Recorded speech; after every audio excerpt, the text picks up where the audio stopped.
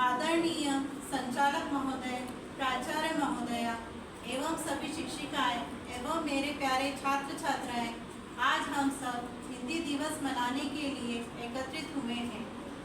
सौंधी सुगंध मीठी सी भाषा, सौंधी सुगंध मीठी सी भाषा, गर्व से कहो हिंदी है मेरी भाषा, गर्व से कहो हिंदी है मेरी भाषा।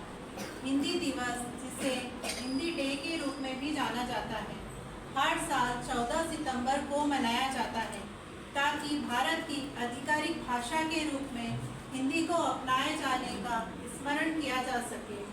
यह महत्वपूर्ण सांस्कृतिक और ऐतिहासिक महत्व रखता है क्योंकि इससे भाषा के महत्व को समझने और एकता को बढ़ावा देने का मौका मिलता है।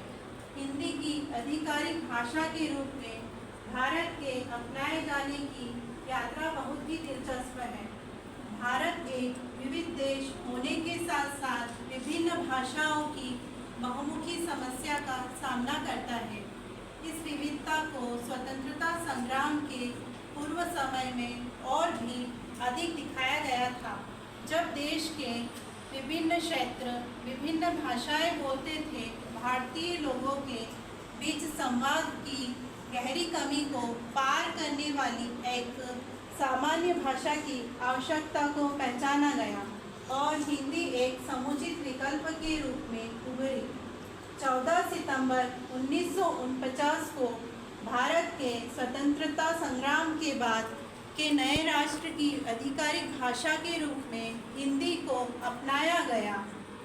यह निर्णय बिना किसी विकल्प के नहीं लिया गया और यह वाणिज्यिक उपयोग, भारतीय जनता के बीच संचालन की आधिकारिक भाषा के रूप में हिंदी के चयन का महत्वपूर्ण निर्णय था। संविधान सभा ने इस निर्णय को आधिकारिक भाषा के रूप में धीरे धीरे स्वीकृति और अपनाने का आवश्यक समय दिया। हिंदी दिवस को भारत में बड़े उत्साह से मनाया जाता है। सरकारी कार्यालय, स्कूल और विभिन्न सांस्कृतिक संस्थान हिंदी भाषा को बढ़ावा देने और मनाने के लिए कार्यक्रम और प्रोग्राम आयोजित करते हैं। छात्र छात्राएं हिंदी भाषा प्रतियोगिताएं और निबंध लेखन प्रतियोगिताओं में भाग लेते हैं। सांस्कृतिक गतिविधियों में हिंदी कविता पाठ, गीत गाने और नाटक की विविधता को प्रदर्शित करने के लिए आयोजित किए जाते हैं। हिंदी, जो देवनागरी लिपि में लिखी जाती है, भारत की सांस्कृतिक और ऐतिहासिक धरोहर के साथ इसका गहरा संबंध जुड़ा हुआ है। यह प्राचीन रीतियों जैसे कि वेद और उपनिषदों की भाषा है।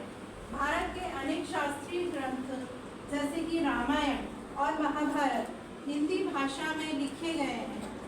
हिंदी ने भारतीय साहित्य और कला के विकास में भी महत्वपूर्ण भूमिका निभाई है और इसने तुलसीदास, कबीर, प्रेमचंद जैसे प्रमुख कवियों और लेखकों को जन्म दिया है।